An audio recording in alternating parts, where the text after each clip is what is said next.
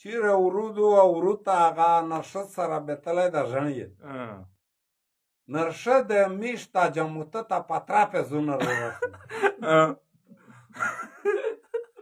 لیم دا غون سره تشه دي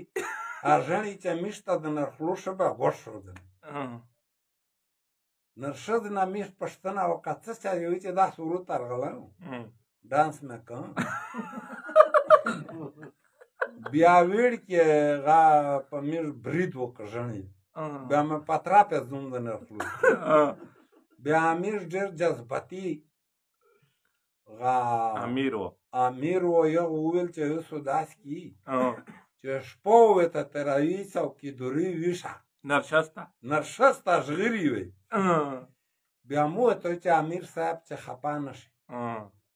که چیرې د نرشس دا ودار سره کوو چې بیا زه ډانسي نه پرېږدم بیا شپه وې ته تېروم و چې دای دا ډانسینه نه پرېږدي بیا زه تبلیغ ترغلی یم زه نرښځون نه ژغرم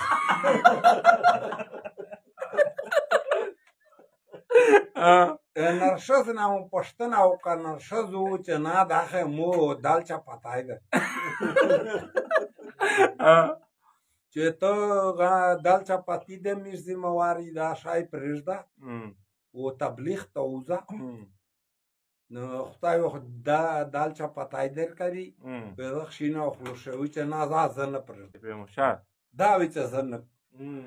بیا مو ورته وایي چې امیر صاحب چې دای دا نه کو زه دا نه کو پرې نه کو وچ په وچ د دې پران نه وکړه نه مور خپل مخې ودونه و د شپه تېره کړه